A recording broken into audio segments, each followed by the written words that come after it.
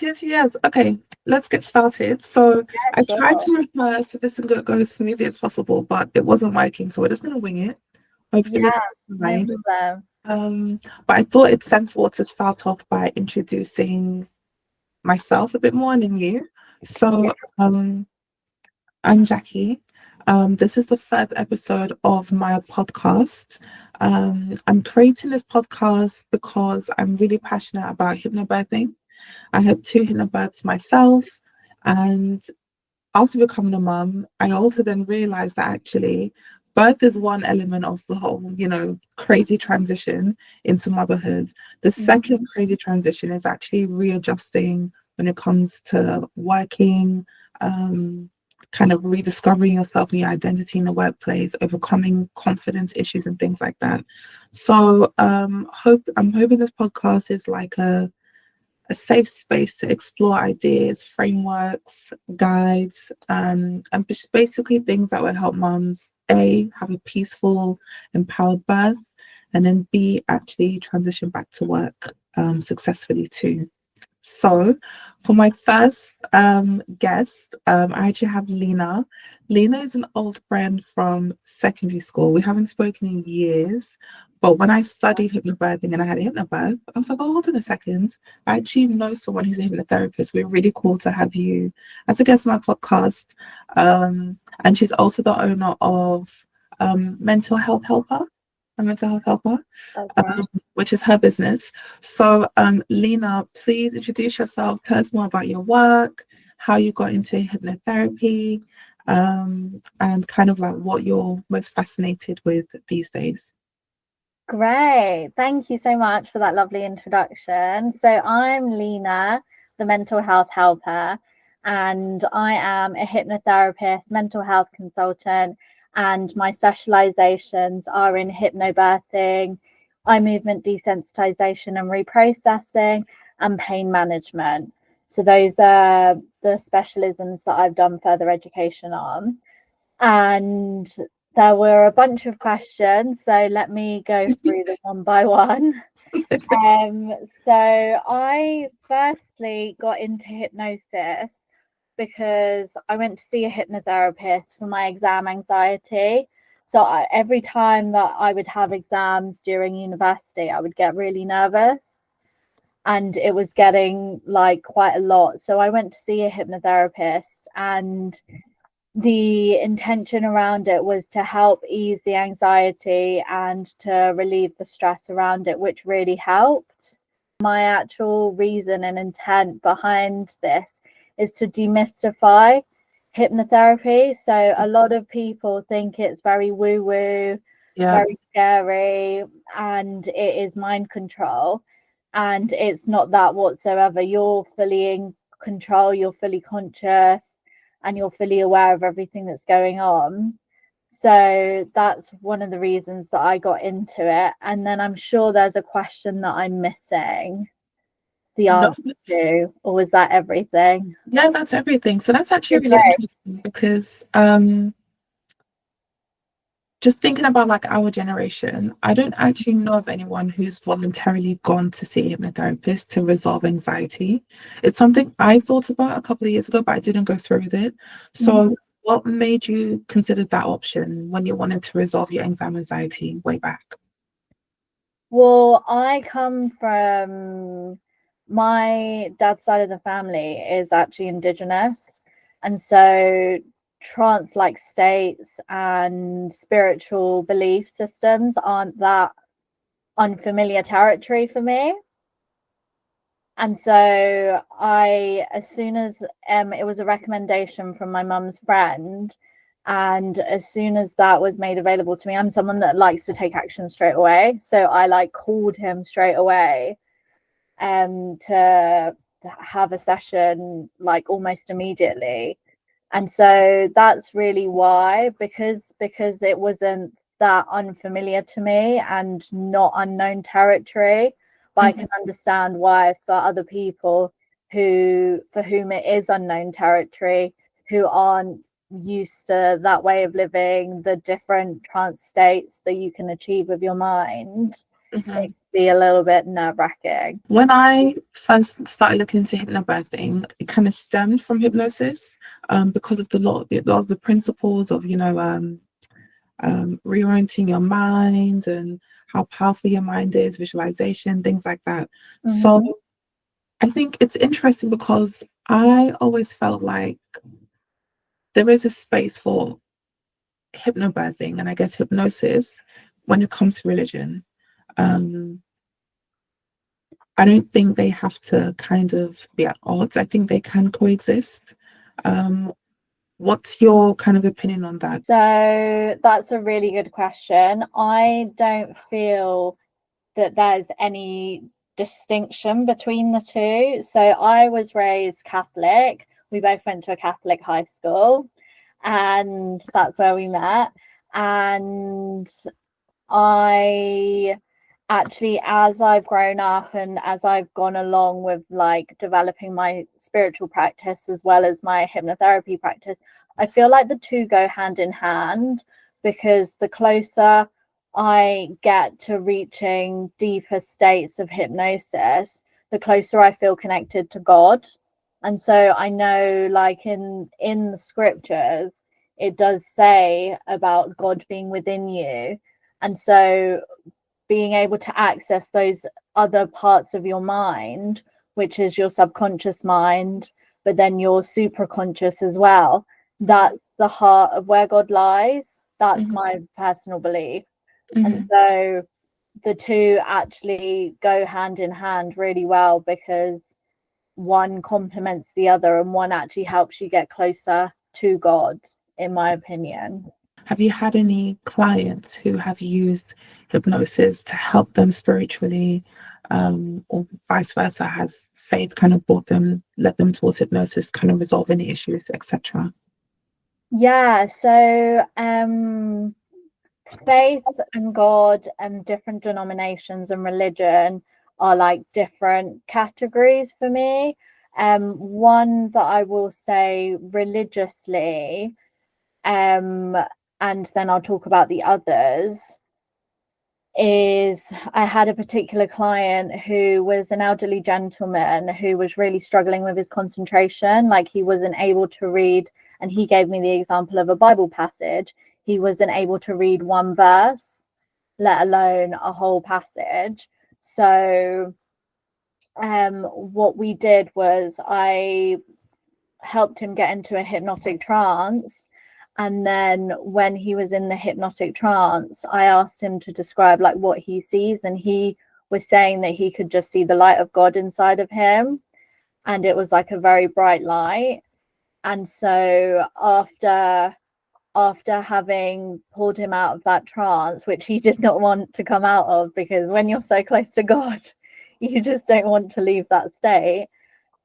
He actually could read a whole passage after the hypnosis. So the compounding of his belief system alongside the compounding of the suggestions of hypnosis in order to get him to improve his concentration and alter his brain chemistry, essentially, were the outcome of that was that he was then able to read the passages, and it had a really positive effect.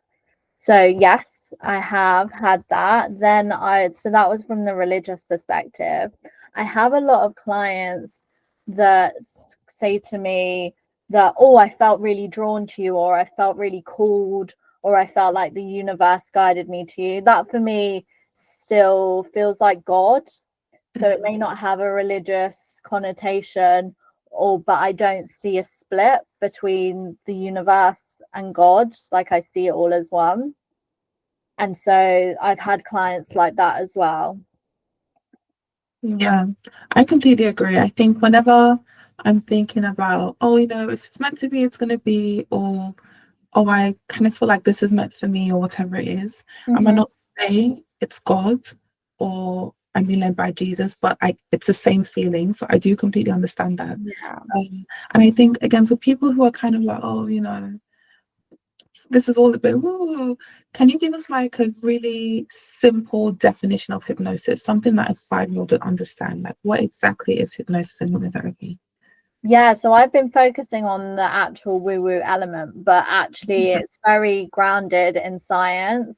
So I don't know if you've heard of the likes of Dr. Joe Dispenza, but he's done a lot of research or around hypnosis and the effect that it has on rewiring and changing so that you can heal.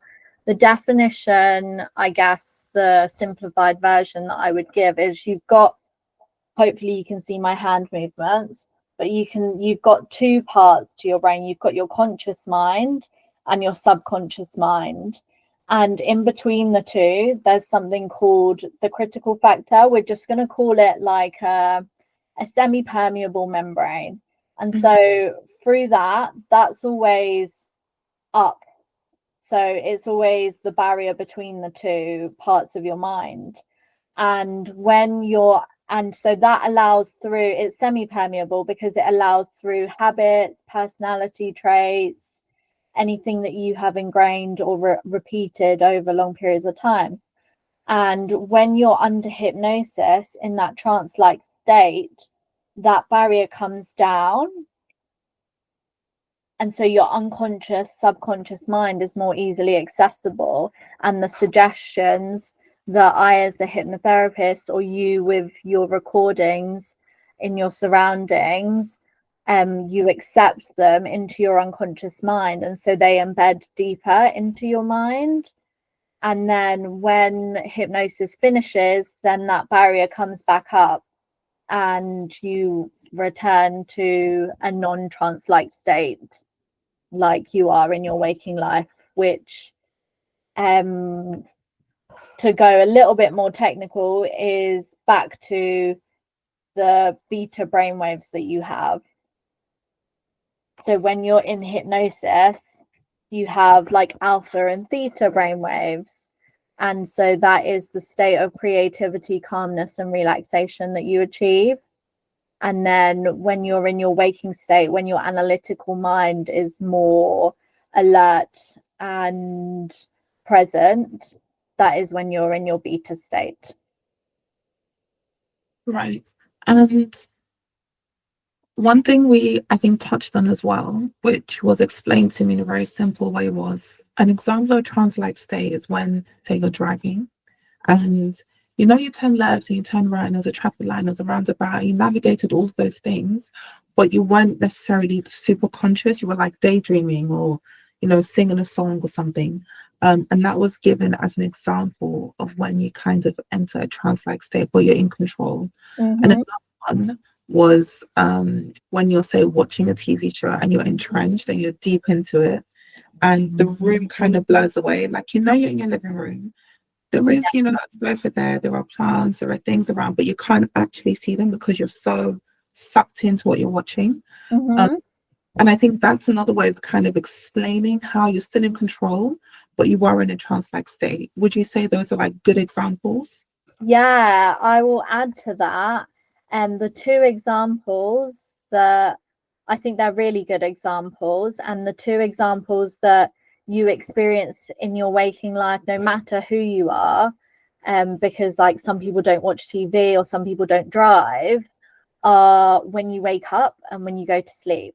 So when you wake up, you're in that just before you wake up, before you open your eyes, you can still hear what's around you. So like if you're a mother, you can maybe hear your child crying or calling you, or if you're lying in bed and the bin men have come, you can hear them outside, things like that. And then it's also the state that you're in when you're just about to fall asleep, when everything around you you're kind of consciously aware of and you can hear everything, but you're no longer focused on everything around you, and you're solely focused on what you're trying to achieve, which is your sleep. So it's another focused state. I think it's the tricky thing is I see the benefit of hypnobirthing. And a huge thing about birth is, well, one of the huge things is pain, right? So the pain of contractions or surges. the kind of anxiety around things being done to you, as opposed to you kind of being empowered in your state and saying, actually, what's this? I don't want that. Can you explain this further? As opposed to letting things happen to you. And what I loved about hypnobirthing is that it encouraged for you to practice hypnobirthing techniques to manage pain better, and then B, for you to advocate for yourself so things don't happen to you. You actually feel in control, you feel informed, and you're able to make, decisions that you feel you had a hand in, as opposed to just feeling like someone told you that you're going to have a C-section and then that was the end of it. Yeah. So on the pain element, why is hypnosis so useful when it comes to managing pain? What exactly is happening on like a psychological level? Because it's not like your pain has disappeared, it's still there, but you're able to bear it better. So what exactly is happening? So that's a really good question. What stems to mind is what we're taught in hypnosis, which is all pain is learnt. So it is something that you are conditioned to believe is happening because of the neural circuitry. I got that out in the end. That you have. And what is happening essentially when you're going through hypnosis is you're creating new neural pathways. So the more you repeat it, the more that the neural pathways are created. And the more that the neural pathways are created is the connections between the synapses are changing. So you're either strengthening ones that are causing relaxation and you're letting go of ones that remind you of the pain that is being caused. So you essentially are rewiring your mind completely into creating new habits, and those new habits are ones that are associating your breathing with the relaxation it brings to your body. And the more that you compound that, it ignites within you a new belief system, which is the psychological element, but then it also ignites in you the neuroscientific side, which is new pathways. And those new pathways are what allow the relief of pain to be achieved. Right, okay. And why is relaxation so important?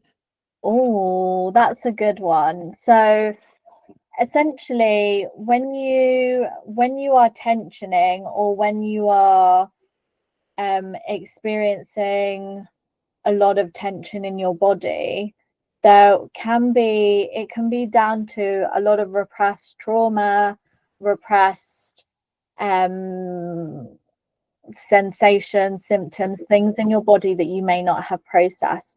When you achieve relaxation, you're able to let go of what you are holding on to, which is the sensation of the pain. And so it becomes fleeting. So it's kind of how you have brain waves that flow in and out, or you have thoughts that flow in and out. You can start to really release the pain by having the sensations flow in and out from your neural circuitry. So it's really important because that will help you let go of the pain, and it will help you increase the amount of calmness that you feel in that moment. It's also really important to build your confidence. So if you have all these fears, you have all these doubts, you have all these concerns about motherhood, that also puts a lot of tension on you. So by letting go of those fears, thoughts, and feelings that are no longer serving you, you're able to put in new belief systems, things of confidence, things of self-belief, which will better equip you for the journey you're about to go on instantaneously, which is your childbirth, but also the journey in the long run, which is motherhood. Mm-hmm. And by doing that and equipping yourself better through relaxation techniques, you'll be better posed to be able to take on that role of motherhood with the certainty and confidence that will benefit you whilst you're conducting it. I love how you phrase that. I love how you phrase that. I have so many questions, but I'm going to try and structure this in a sensible way. Okay. So one of the first things you said in response to my question was the importance of relaxation and breathing exercises, because essentially you're releasing the sensations and not holding on to it. And I kind of imagine it, because I'm just kind of flashing back to when I was in labor.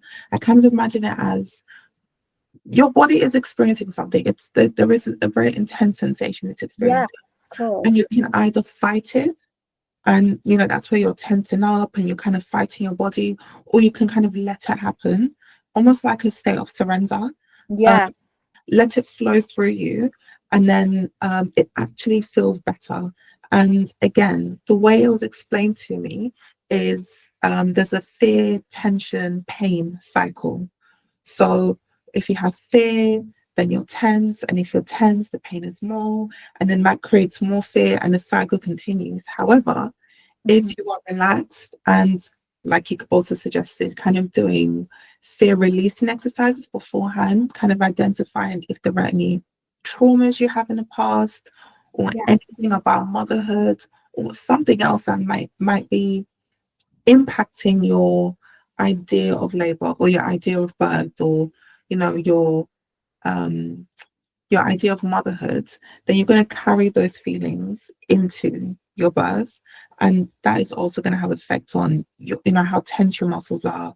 And I mean, even from a very basic perspective, I guess if you're really tense, you're probably going to hold your breath. You're probably going to clench your fist or clench your jaws. These things, restricting oxygen, and it's just not pleasant. So, really liked how you explained it. I think that's really easy for someone to kind of remember and think, okay, no, actually, it's important to relax. And then you spoke very briefly about breathing. So what kind of breathing exercises would you recommend? Something super simple that someone can remember and do very casually before bed or as they're washing the dishes. Like, what's a really simple breathing exercise that you'd recommend? Yeah, so I've got two actually. The instantaneous one is box breathing. So if you inhale for 2 seconds, you use your finger as your kind of guide.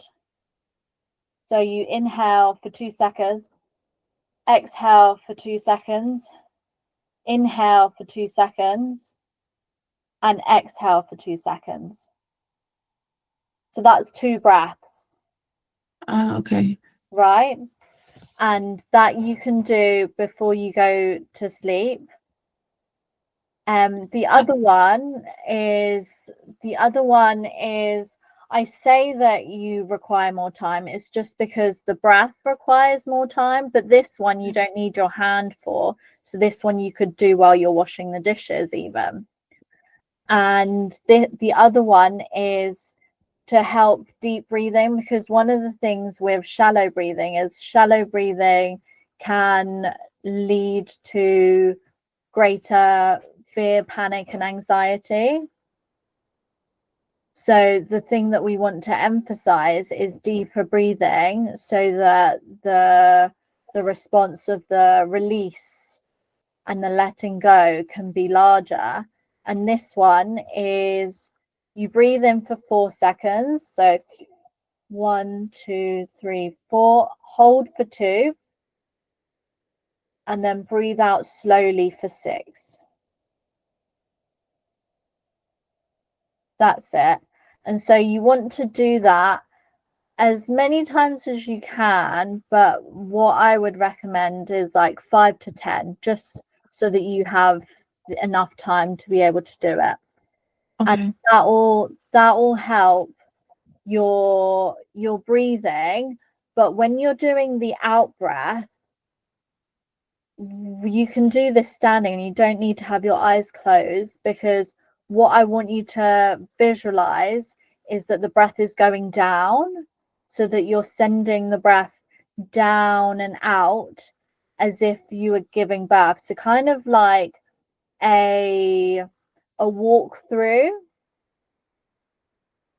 of what you're going to be doing. So when you breathe out for 6, see it as if you're breathing it out of your vagina. So this is what we're talking about. So see it as if it's all coming out, and that'll really help release the tension in that area. And that's a good walkthrough, because you're preparing for the main event. Mm-hmm. And the main event is the birth. And the more you mentally rehearse, the better practice you will be, the more confident you'll be.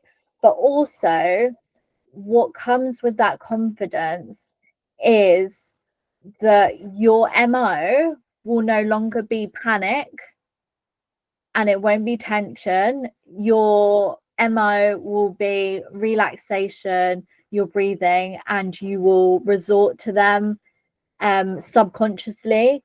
And so being able to resort to them subconsciously will mean you've ingrained that habit so well that it will be within you, and you'll feel better and more empowered to be able to have that relaxing birth that you so desire.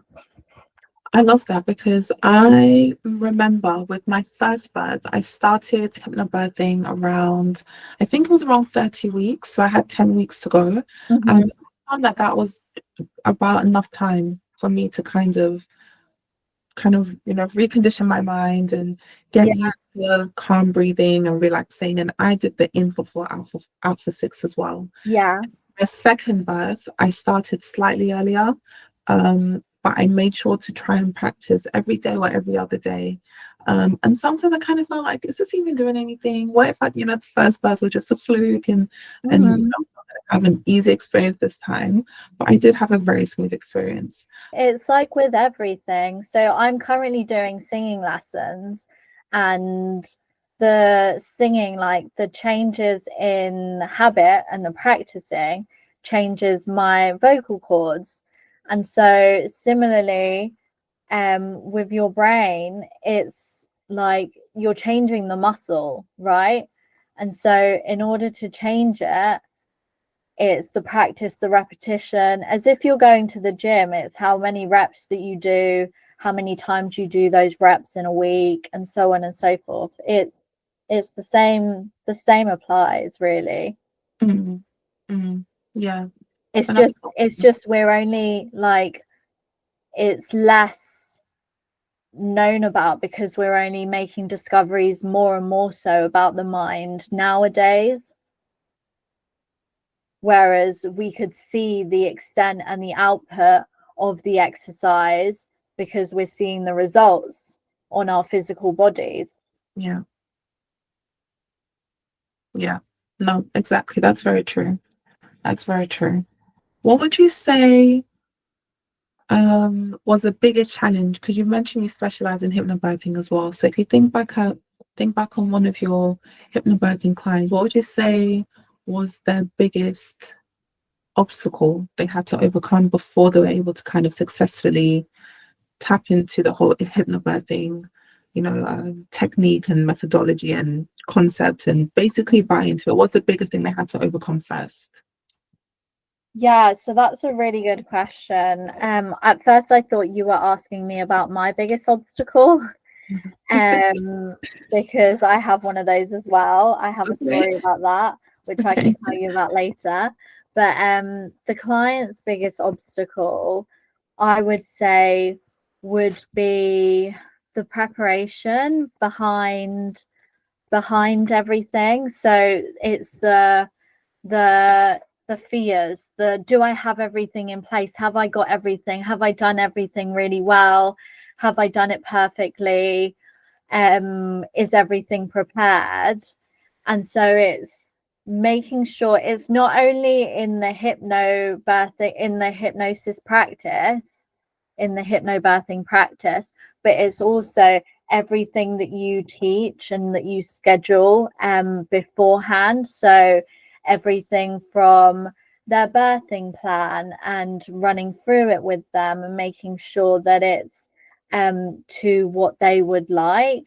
It's the preparation of their birthing partner and talking to that birthing partner about how they're going to advocate for the mum to be in that circumstance. It's also finding a way to make sure that the mum is taking care of herself. So one of the things that in the midst of it all happens is, like, mum may forget to eat or may forget to hydrate.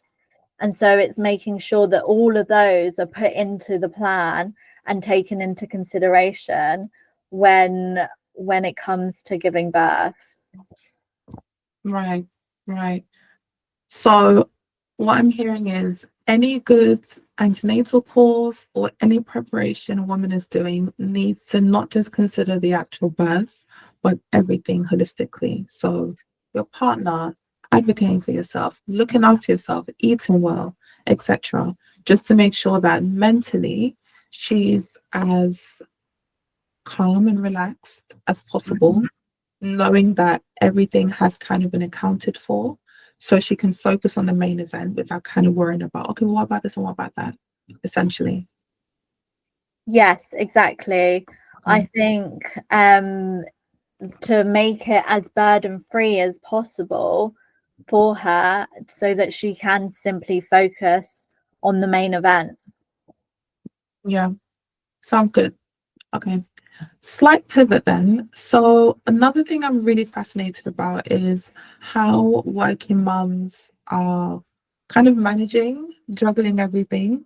New kids, this whole new identity, having to go back to work and reintegrating themselves in the workplace, rediscovering themselves, rebuilding their confidence, and then still obviously, being career-driven women, progressing and, fulfilling their ambitions, etc. Have you had any clients who are either working moms who are struggling with work-life balance or confidence or anything like that? I have. They haven't been mums that have given birth. They've been mums to adopted children. Oh, Yeah, interesting. yeah.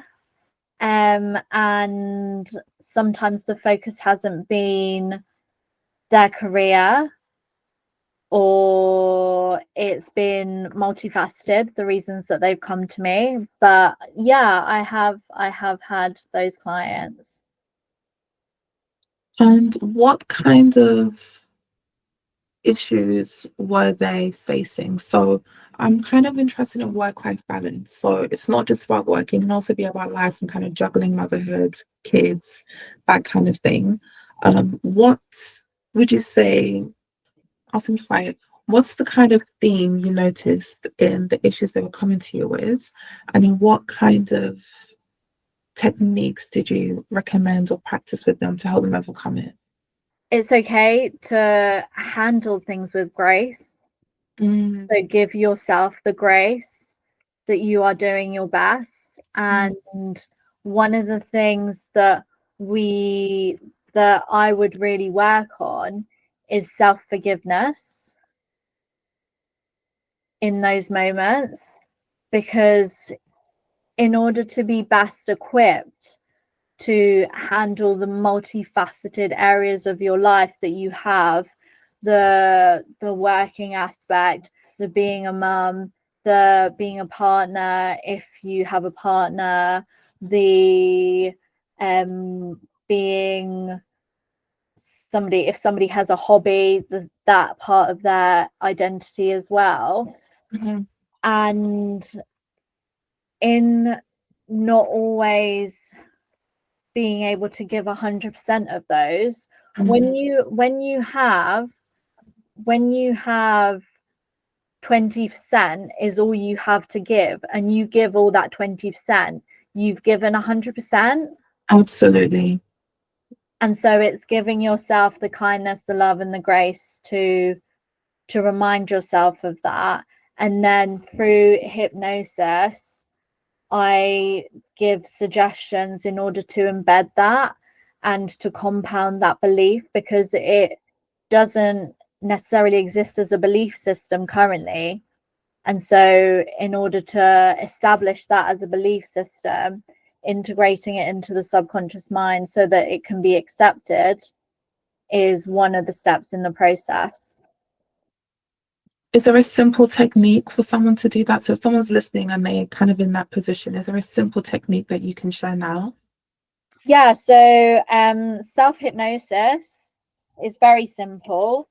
What I do recommend is, if you haven't experienced hypnosis, you may not know what it will feel like, so you may not know what you're aiming for. So I would always recommend like seeing a hypnotherapist first, so that you are comfortable with the technique and with what the feeling feels like internally of being hypnotized. But really, as a really quick one, if you just close your eyes and you count yourself down from 1 to 5 or 1 to 10 even, and on each count you tell yourself deeper. So if you say 1, deeper, 2, even deeper, 3, deeper, and so on and so forth until you get to 10. And then when you're at 10, you tell yourself, I'm 10 times deeper now. And once you're there, you give yourself suggestions that I give myself grace, and I know I give my all. And I remind myself that I give my all and I love myself. So those positive affirmations. And then once you finish giving yourself those positive affirmations, which you can either write down or give the ones that I've suggested, then you count yourself back up from 3 to 1. So you go 3, 2, 1, and on the 1 you open your eyes, and that'll help. And how often would you recommend someone does this to actually kind of change how they think? So I would suggest trying it 3 to 5 times a week. Okay. Okay, that's really useful. Thank you, Lina. Yeah, no problem. At the beginning, like, it's with everything, it may feel uncomfortable. It's kind of like when you first look in the mirror when you're doing affirmations, and it may feel a particular way. But then once you get comfortable with it, once it ingrains in deeply into your subconscious mind, it just becomes a part of who you are and you start believing it.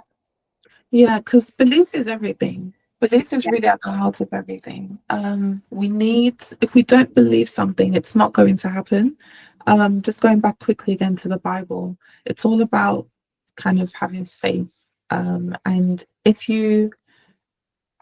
almost like visualization. If you can see something, the likelihood of it actually happening is so much higher, because you can kind of like reorder your steps towards that thing. And if you believe it in your heart, kind of like your client as well, then whatever you're practicing around that will kind of bring that belief to the surface. So yeah, no, I'm really happy that you're able to share something that anyone listening, and someone who's struggling with those issues, is something that they can use to kind of shift their mind a little bit. There's one more thing I'd like you to give me your feedback on before the conversation.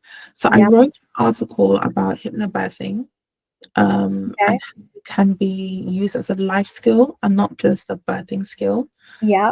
I was kind of reflecting on my own experience and the fact that I'll be going back to work soon. I'm currently on my second maternity leave. Okay. First time I was really anxious about going back to work, kind of daunting about how am I going to juggle motherhood and being in the office? Can I leave my baby? What if I'm now sort of like irrelevant and I have to, like, I don't know, make myself more relevant again in the workplace? I just had all these thoughts. house. I wasn't sure how I was going to fit in. And I felt very erratic, if I'm being honest. But compared to how I was when it came to birth, I was super confident, super in control. And it made me wonder, surely I can therefore use my hypnobirthing skills when it comes to calming myself in preparation for going back to work. So I wrote an article about this, and there were 4 or 5 things that I kind of hypothesized. So I just wanted to just quickly call them out and then get your quick takes on whether or not you think there's any utility to them. Okay. Is breathing through intimidation. And the thought process is there's so much about work that can be intimidating, whether it's, having to deal with authority again, so, managing your manager, maybe there's a new management in place, and just kind of like navigating that relationship, whether it's a really daunting task, pitch, proposal, whatever it is, client interview, etc. And actually using the breathing techniques, using hypnobirthing, so in for 4 and out for 6 to calm, center yourself before you kind of tackle those situations. So I wanted to get your quick take, sort of like, yes, maybe no, is that useful? Yeah, no, definitely. So I would say the way you phrased it makes it like very snappy, breathing through intimidation, which is good. It's catchy. What I would say is breath is everything. So the yogic word for it is prana, and it's the way to, seeing as you were talking about the Bible, beliefs, and God, it's the way of like recentering and reaccessing your your God particle within you. And so by recentering through your breath, it's kind of like a minute meditation that you've done for yourself. And so Right. that's yes. You have my yes on that one. That's great. Great and Nice. very helpful. Okay, good. Okay. Then the second one is visualizing, specifically visualization when it comes to your career growth and your reintegration. So Mhm. hypnobirthing, you're taught to kind of visualize your baby's journey. You're taught to visualize the birth you want, visualize your hopeful moment after birth. So for me, it was kind of being in my living room with my husband and my baby and just kind of reveling in the fact that my baby's outside. One second. Sorry. Gas. That's Oh, okay. how was that guest? Oh, sorry. Okay. Sorry. So cute. Okay. Visualizing your career goals. So visualizing yourself reintegrating into the office. Is there any utility to that, or is that not strong enough when it comes to someone who's actually just had a baby and is kind of nervous about adjusting to work? So this ties into what I was talking about, mental rehearsal. And mental rehearsal can really give strength to your voice and your stance, because and your confidence. So yes, it does, it definitely translates, and I use that technique a lot with my clients. It's a way of being able to identify what your objective is in a situation, and being able to better, more proactively either state it or give it in a situation. So yeah, no, I think that's a good one. One of the things, going back to your previous point, I was saving this because I wasn't sure if you were going to cover it, but it feels like you're moving in a different direction, um is catching yourself. So you can also rewire your thoughts by, as soon as you have the thought. So this comes with a level and development of self-awareness. And what I mean by that is, if you catch yourself having those moments of panic, of, you said you were a bit erratic, when you had those moments of feeling erratic, then if you catch yourself and you reframe that reframing can be really pivotal in like changing your I was going to say frequency, but it can be in changing your frequency. But what I mean is by changing your thought patterns. So, for example, if there is a mum who's really nervous about going back to work, and she's like, I'm so nervous, I can't handle this. As soon as she thinks the thought, I can't handle this, she can reframe that to, I'm in the process of learning how to handle everything. And that gives her grace. That gives her the ability to accept that she's human, that she's learning, that it's a learning process. And it gives her the ability to be kind to herself, which I think is really important when returning to work. It's so interesting you said that, because I was actually going to ask a question, again, back to faith and religion.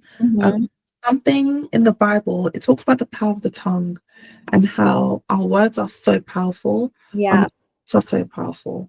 And it encourages us to transform our minds and to use our words wisely. Yeah.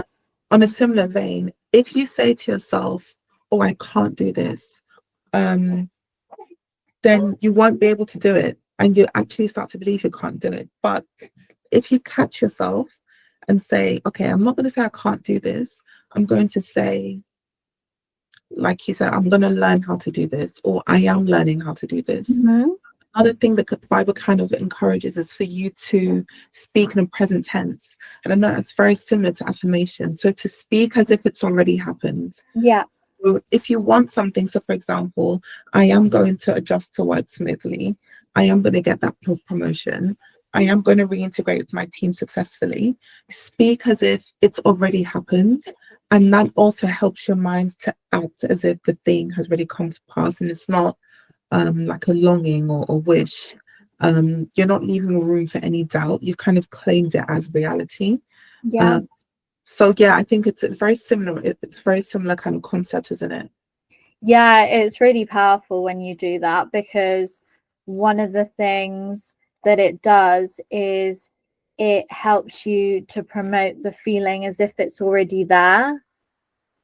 And that promotion of that feeling is what you want to bring to the present, so that you're feeling the future as if it were happening right now. And that sensation is what helps you bring it, because you know what it is going to feel like already.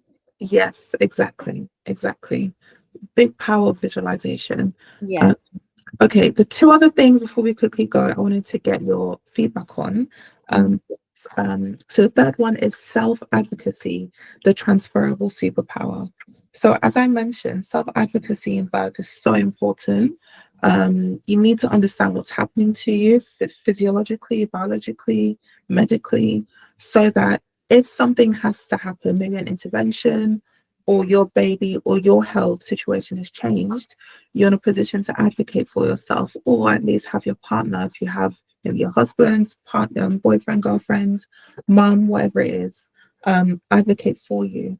So again, thinking about careers, being comfortable enough to say, actually, I really need flexible working if that's your situation, or I'm not comfortable leading this presentation, can I take the next one? Whatever the situation is, being confident enough, I'm comfortable enough to kind of think I don't have to prove anything, and it's okay for me to offer what I need. The worst someone can say is no. But then the worst I can do to myself is just not speak up for myself. And I kind of find that the moments I regret the most and the moments that make me most angry at myself are the ones where I don't speak up for myself, not when someone does something to me. So that was one of the things I recommended, kind of practicing self-advocacy when it comes to returning to work as a mum. So what do you think? Good feedback, or good idea, or bad idea? So I do think it's a good idea. I think that some people are really fortunate in that they have non-toxic work environments, right? And so I think it's really beneficial for those individuals because they can advocate for themselves and they're in a safe place or safe environment for that to happen.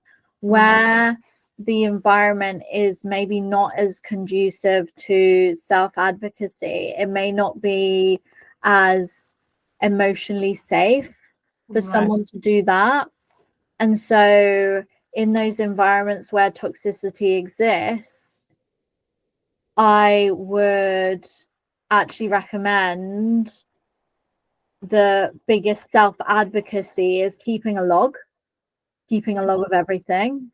And so where you have requested something or where you have spoken up about something that you disagree with in the workplace, then making sure to keep an account of everything that has been said for your safety and just to make sure that nothing untoward happens towards you. That's actually wonderful, wonderful advice. Because you never know, and God forbid you have to maybe make a formal complaint as well. You need to have evidence, you need to have your receipts together. Yeah. So that's wonderful feedback because I think sometimes I fall into an idealistic sort of, mentality. And no, it's true, some people have really toxic work environments and they can't just speak up and ask what they want. It's not that simple. So really, really useful feedback. I just had a look at the fourth suggestion and it's not super, hypnotherapy relevant or hypnotherapy relevant. So I'll leave that one. But Lina, I really, really love the conversation. I really appreciate everything you said. Thank you so much for being so detailed and insightful. I really hope this interview or conversation reaches someone who might find it useful. You never know. But I found it super useful. So thank you so much. Any final thoughts or ideas you wanted to share before we go? Yeah, seeing as we were talking about God and hypnobirthing and clients and kind of challenging situations, remember that I said that I had my experience. My experience was that, and this had never happened to me before, but I had a client and something inside me, which I'm going to claim was God, was saying, don't let her, because when you're pregnant, like, you can't really lie on your back. And so she lied on her side whilst we were doing the hypnobirthing hypnosis, and something inside me was telling me, make sure she doesn't turn on her right, so make sure she doesn't lie on the other side, so stay where she is. And I don't know, well, I do know it was God that was guiding me and telling me that, because the next day when she had her baby, because she delivered the next day, the umbilical cord had been wrapped around her child, and so it was a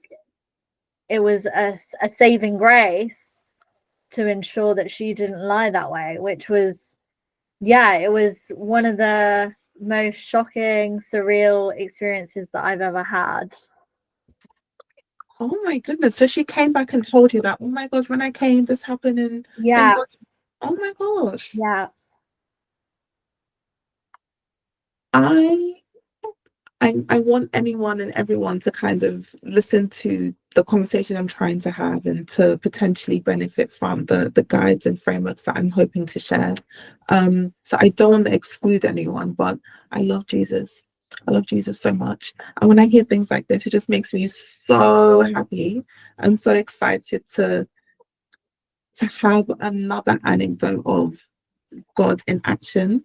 helping people, and working through people, working through you. Yeah. So thank you for sharing. That's amazing. My pleasure. No, I thought it was a really poignant example to like summarize the whole conversation. And the other thing I wanted to add was where people can find me. Please, yes, please. So I'm on thementalhealthhelper.co.uk and my Instagram is the mental health helper, and or on Facebook, the mental health helper as well.